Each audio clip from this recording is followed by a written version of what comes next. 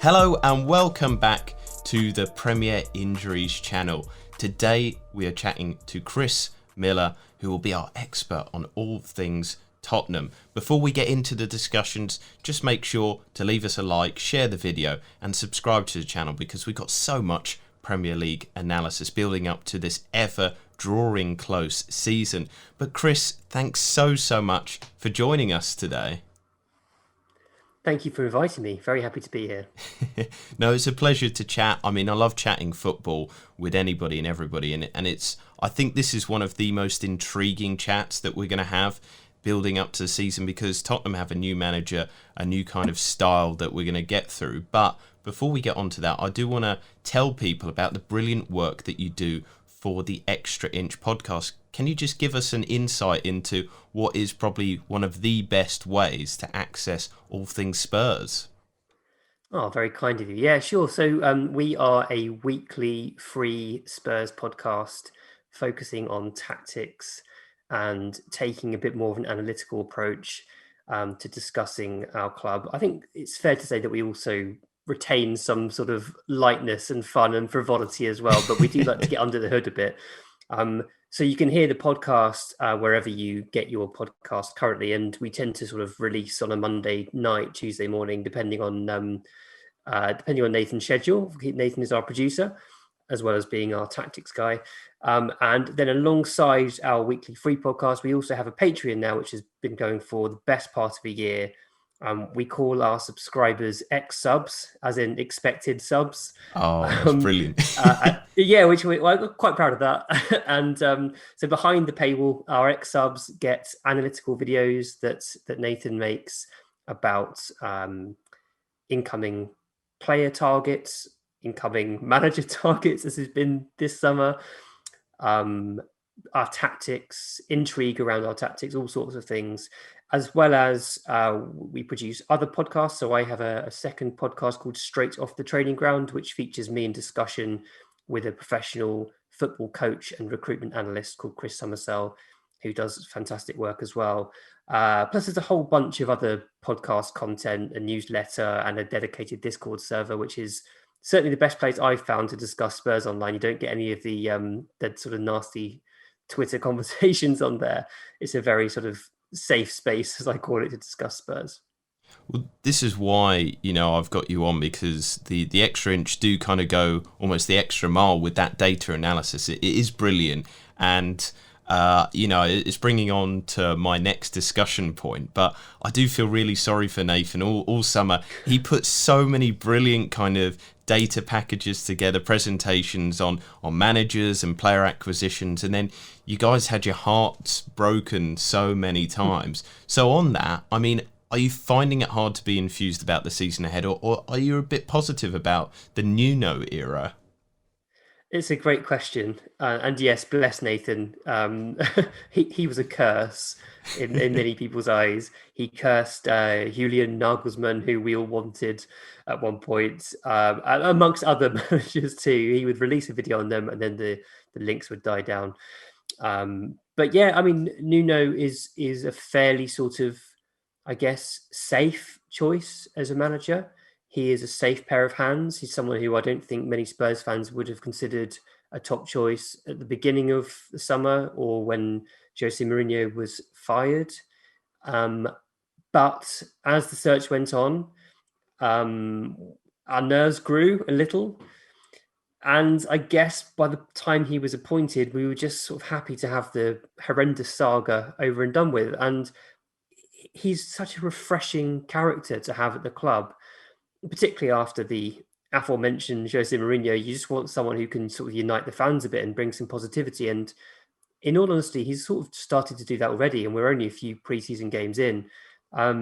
He seems like a very warm, genuine character, someone who it's quite easy to get behind. And I think there's also a lot to like about his football too. Perhaps not so much his last season at Wolves, but prior to that, there were some things to admire there. Well, yeah, let's talk about that then. You've mentioned pre-season, you've mentioned style and things to do with Nuno. I think sometimes he's a bit lamented too much about being defensive or negative in his football style. And I think there's unfair comparisons as well to Jose Mourinho when he's much different. And like you said, he's more positive in uniting teams. But let's focus on this pre-season with Tottenham. What kind of tactics have you seen being deployed? What kind of maybe formations have you seen, and what can the fantasy Premier League community expect next season from this Spurs side? Sure. So pre-season has been 4-3-3 all the way, which has been a bit of it's a new tactic for Spurs. We have used 4-3-3 on occasions, but it's very much been on occasions. So far we are seeing a very definite sitting player in midfield with two freer players alongside, and then a sort of, I guess at the moment in preseason we're playing with two wingers. We're playing with two authentic out and out wingers, but it's structured in a slightly different way. So we're tending to see 4 or 5 players across the pitch in the high areas, and that would typically be a high left back, then a tucked in left winger, the striker, one of the central midfielders breaking forward, and then the right winger with the right fullback sort of a bit more reserved. And then equally, we're seeing the other way around. So in that, but in reverse, we are fully expecting, judging by sort of the transfer targets, we're fully expecting Regulon to be sort of very advanced, and then our right back to be less so. And it looks like Takahiro Tomiyasu is going to be our primary right back target. That seems like all but a done deal. And we would expect him to come in and play a more defensive right back role. So a sort of lopsided fullback situation. Whether that continues for the whole season, we'll have to wait and see. But that's kind of what we're expecting.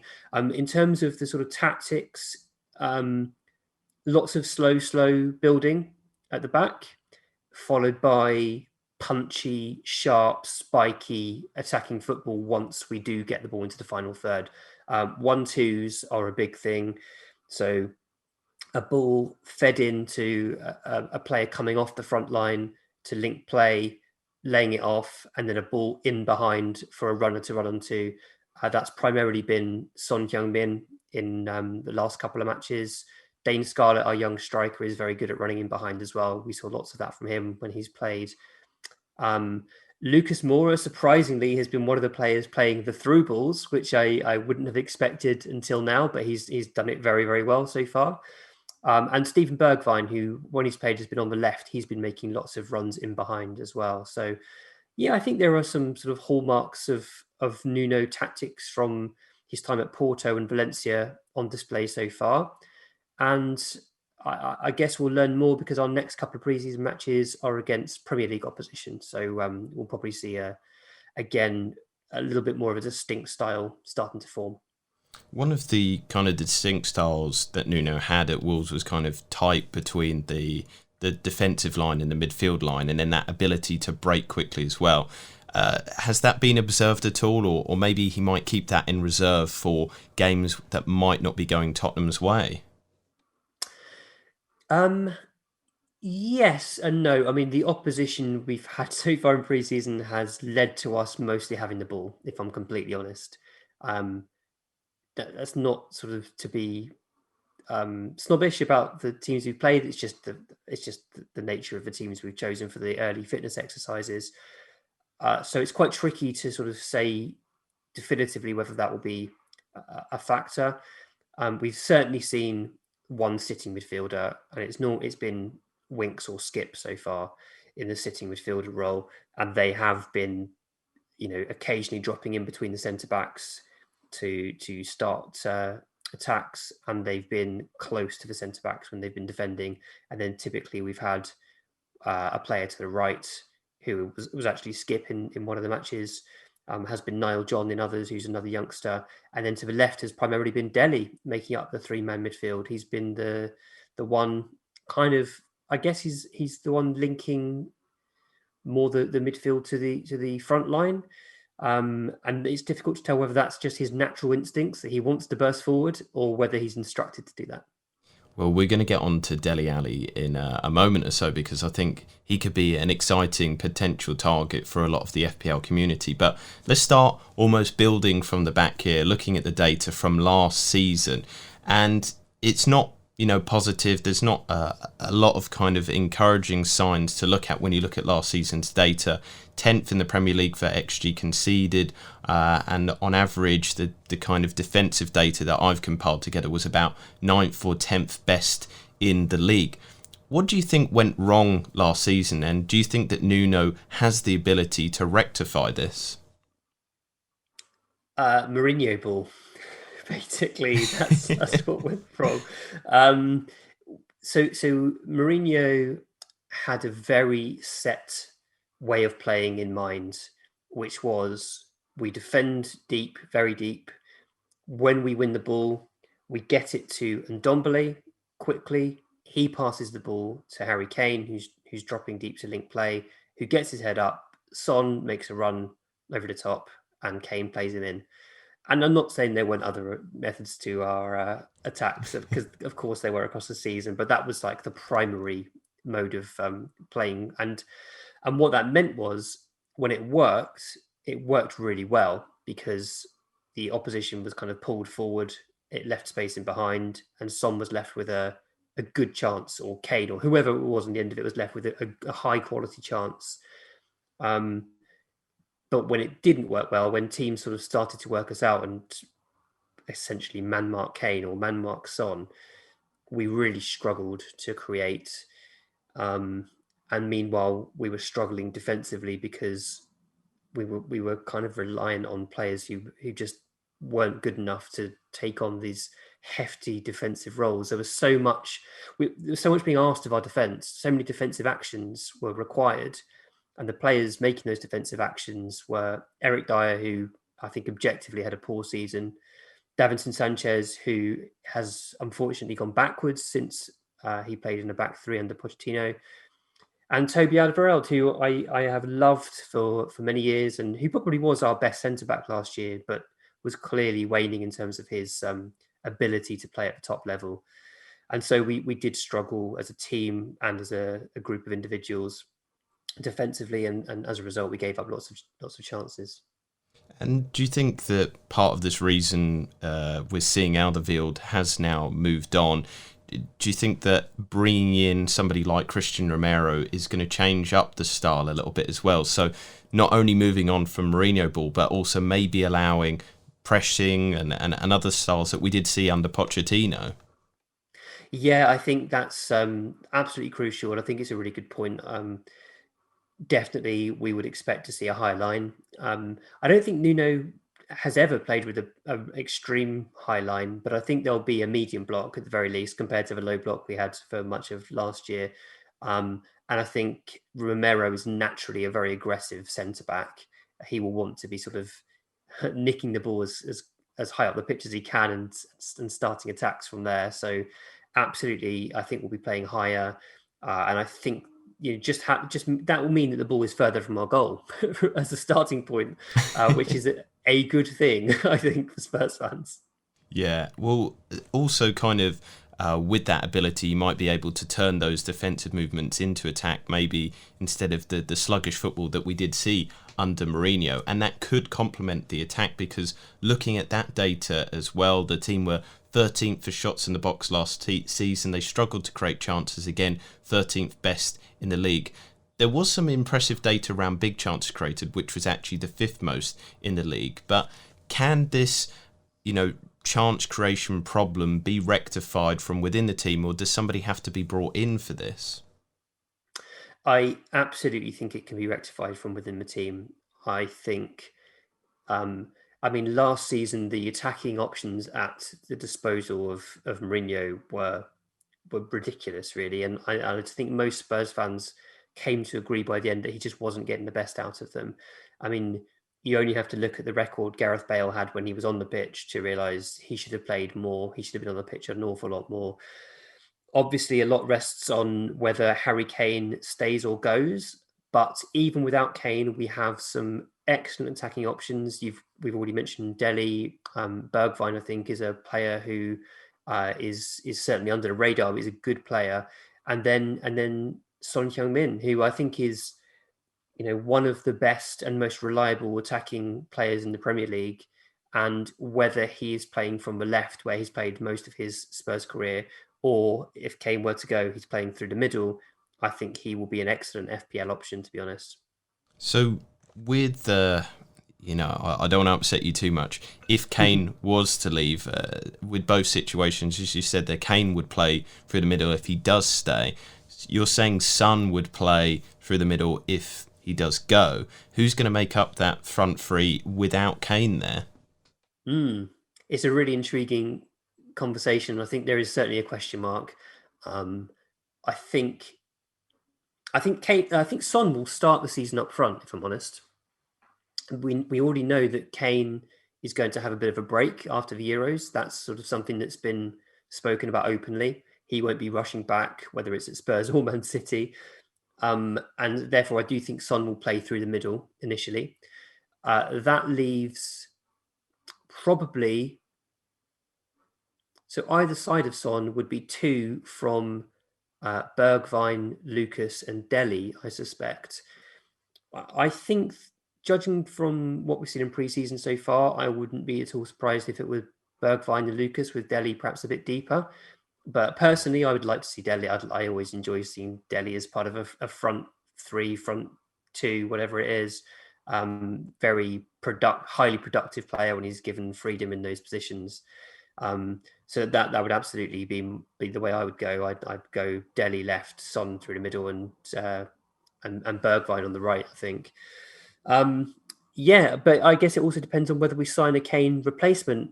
And if we were to do that, we've been linked with Dusan Vlahovic strongly. Even before the Kane rumours ramped up, we were being linked with him. Whether he would just be sort of dumped in straight away, I don't know. But that would obviously change things significantly in terms of our attacking options. Does the kind of fact that we're getting closer and closer to the season worry you a little bit with the Kane situation, that it might lead to, I don't want to bring up bad memories, but the 2013 Bale saga where, he was sold last minute and then, there was a glut of players brought in, but it wasn't well spent? Or is Fabio Paratici a good kind of person to have there and actually stabilise and bring in transfers with a club identity in mind?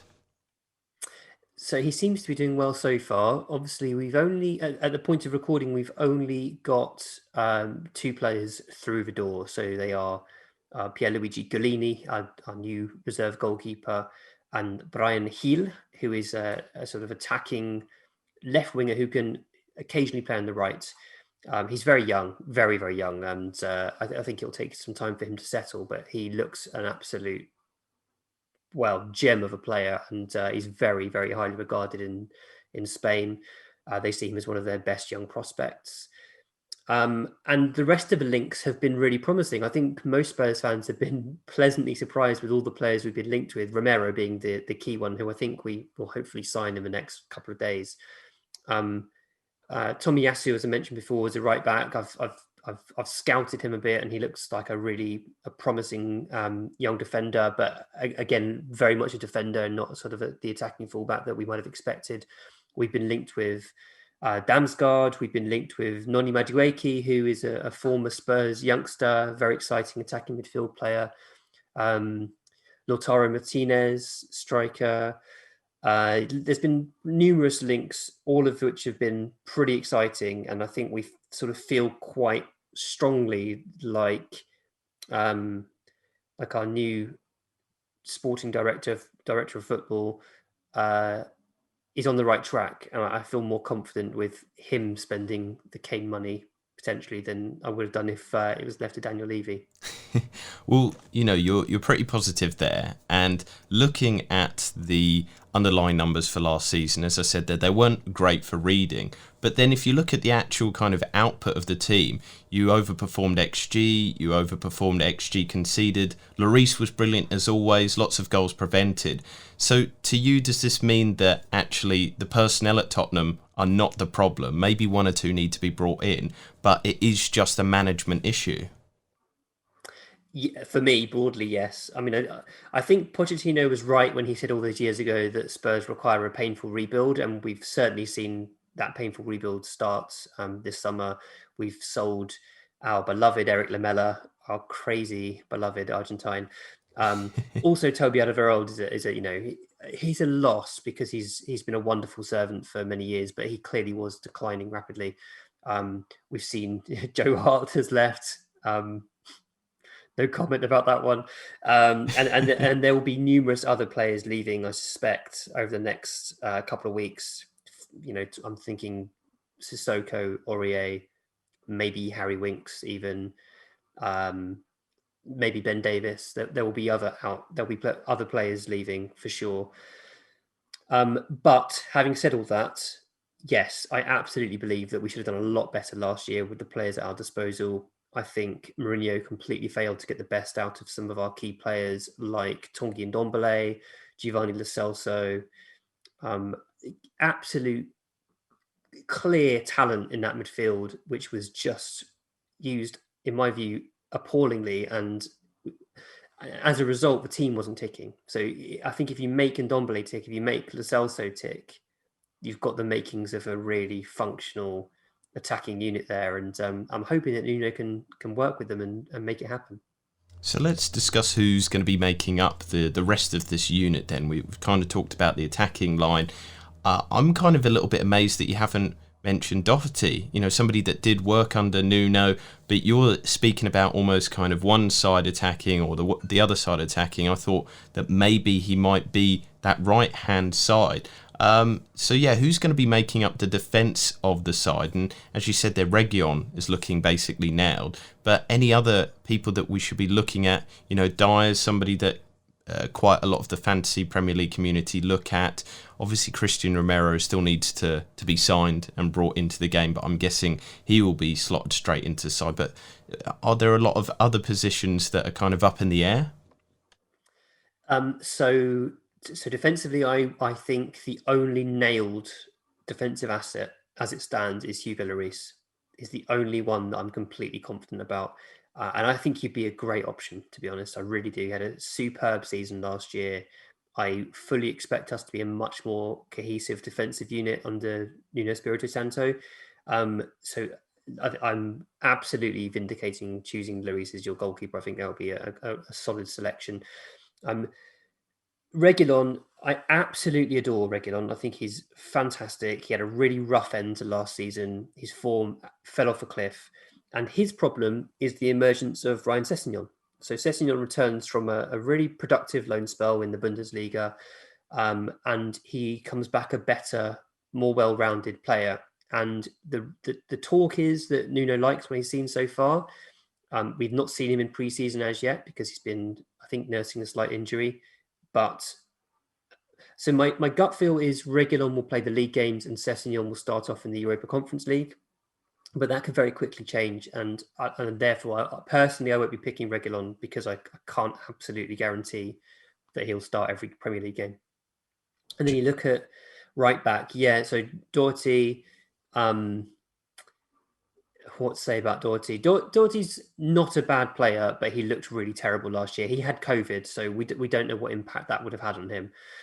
Obviously, that could have had a huge impact. And then it was tough for him in Mourinho's system because he just didn't seem to have the skill set that he needed. He certainly isn't able to carry the ball. He's much better running without the ball than he's running with the ball.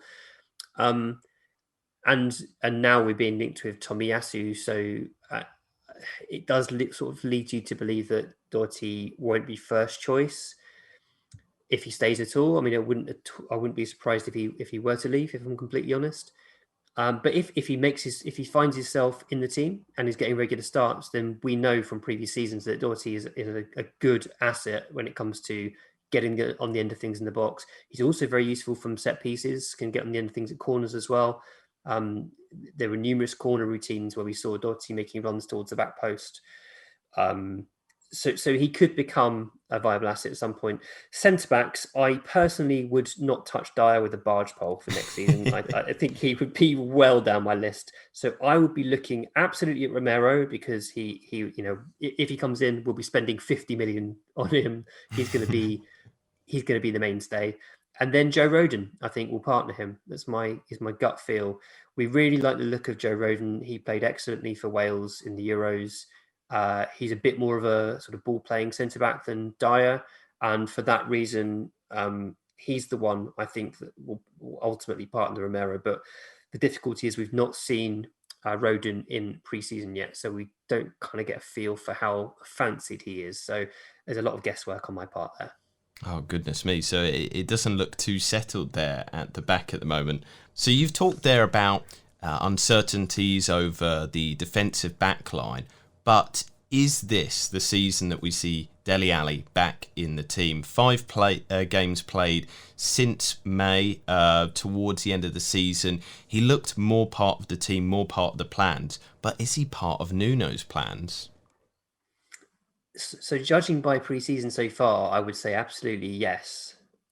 Which I'm very excited about as a massive advocate of Dele. He's one of my favourites. I have so much time for him, and I'm very excited about the idea of his reintroduction. But as I mentioned, he has been playing as one of the sort of midfield three rather than one of the front three, which I would say puts him on the sort of watch list in FPL terms. It's definitely worth sort of keeping an eye on how the situation evolves over time. I mean, even in the midfield three, he is a natural goal threat. Of course, he is, because he just can't help but find his way into the box, and he has actually scored in pre-season already. But compared to other assets, it's really difficult to say Dele as a central midfielder is going to be your midfield go-to guy. So I would keep an eye on the first few Spurs matches, see where he's playing. If he's playing on the left of a front three or even through the middle of a front three, then he becomes absolutely a viable option. And I think I think many people will move towards him, but I personally won't be starting the season with him. Will he be, or has he been deployed in a 10 position at all, or is it really just a much deeper role? So he's not been too involved and he's only brought into the attack by his own pretty brilliant runs. Yeah, it's very much the latter. He's played more as an eight, and he just sniffs out chances still, but he's not in the final third as much as certainly as much as the seasons in which he broke through and looked such a talent in the final third. So are there any other players that you feel might benefit from the Nuno Espirito Santo system, or any others that you think that the FPL community should be aware of this season? Yeah, so a few to keep your eye on, I think. I would definitely recommend keeping a close eye on Steven Bergwijn, a player that we've seen play well on occasion for Spurs. He scored some important goals, um, but who hasn't sort of consistently put back to back performances together. But he's looked really bright and lively in pre-season, and I feel like he just needs one or two things to go right for him, and then he could explode. And if Bergwijn starts playing well in a team that's playing well, that will mean goals. That will mean goals and assists. We expect Nuno to have lots of crossing. It's a huge facet of his game. Lots of wide play, lots of crossing, and if Bergwijn is putting those crosses in from whichever side he starts on, and then equally getting on the end of crosses at the back post from the opposite side, that makes him a possible asset. Brian Gill, the Spanish youngster, is another one to keep an eye on. He's supremely talented. He looks really good, but I think he's a player that we'll see more towards the back end of the season. But definitely one to keep on the watch list, I think, early on. And then the left back situation, trying to sort of work out whether it's going to be Reguilon or Sessegnon starting the majority of Premier League games, I think could be. It's definitely something to sort of monitor, because whichever one plays, they'll be playing in a very advanced role, and they're both excellent in the final third. So I would expect lots of crosses, lots of good numbers. Reguilon also has taken set pieces before as well, so that's something to watch, especially if Kane leaves and he stops hogging the free kicks, then perhaps Reguilon will be stepping up to take some.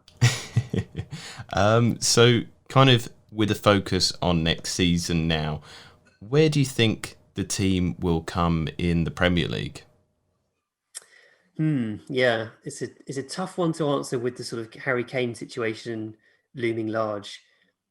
if Kane stays, I really fancy us to finish top four, just because I think we have huge huge amounts of untapped potential in our team and in our squad. I think we should have had the potential to come top four last year. I think Mourinho blew it. We've strengthened since then. We will continue to strengthen, I think, in the remaining few weeks of the transfer window. And I think that puts us in a strong position. If Kane leaves, I mean, essentially, you're taking out 20, 25 goals from the team and having to find ways to replace those. And, whilst I feel they can be replaced, they'll have to be spread out because you just don't get anyone who's prolific as Kane. But also, you're taking away assists as well. You're taking away all the creativity that he offered last year. And I think as a result of that, if Kane goes, we're looking more realistically at fifth, sixth place, something like that. And so, what would be? I guess again, it's a double-edged sword of with Kane, without Kane. What is a successful season for the team? I think success is Europa League qualification, hoping for Champions League qualification. We're in the Europa Conference League this year. That's disappointing, to be honest. We need to be in the Europa League as an absolute minimum, but we should be aiming for the Champions League. And I think most fans would encourage me to say, and the trophy. I mean, with the Europa Conference League, if you were to win that, would be that considered as a success? I think so. I don't think we can.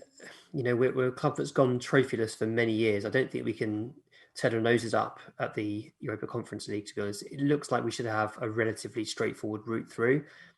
We are the favourites, I think, or second favourites for the trophy. We will absolutely use the squad in that competition, but we've got a good squad. We've got a big squad, and I think it's reasonable to sort of rotate heavily in the early stages and then sort of bring the big guns back when it gets tougher at the end. And so the final question for you, Chris, and is kind of a big one for the FPL community. If you were to pick one best option from Tottenham for the Premier League season, who would it be and why? So it's Kane if he's still there. For obvious reasons, he's an absolute goal machine. You can rely on him. He takes penalties. He gets assists. He's a fantastic player. If Kane is not there, it's Son Heung-min. He also manages lots of goals, lots of assists. He's a midfielder, so you get clean sheets bonus as well. He possibly will take penalties if Kane leaves. Possibly. And I think Son, if Kane were to go, I think like he would have to take upon a little bit more burden as our main guy. He would suddenly be our best player, essentially. And I think he would rise to that challenge. He's so loved by Spurs fans. He's unbelievably popular. No one has a bad word to say about him. And I think he can. I think he can step up. Other than those two, I think Lloris is the most sensible sort of FPL option for Spurs.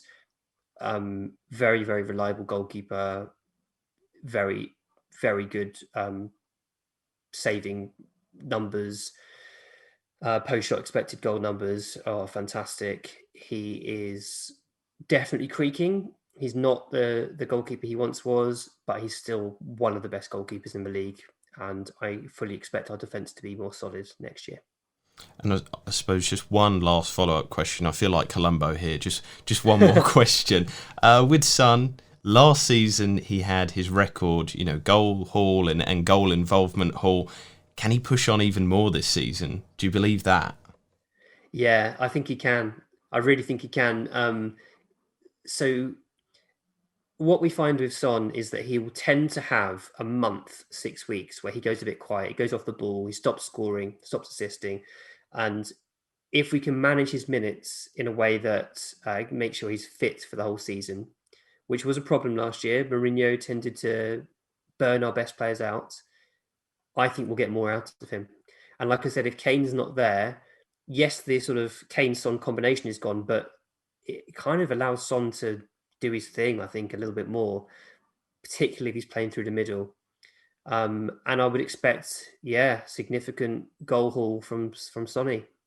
And he's a ridiculous overachiever on XG as well. Just where he places the ball when he shoots is absolutely incredible. But what I would say as well has been incredible has been chatting to you, Chris. It has been a real pleasure talking all things Tottenham with you. Just to remind everybody, do check out the Extra Inch podcast, the free version, but also the Patreon as well. It's really worth it. There's so much good stuff there from all of you. But yeah, thank you so much for your time today, Chris.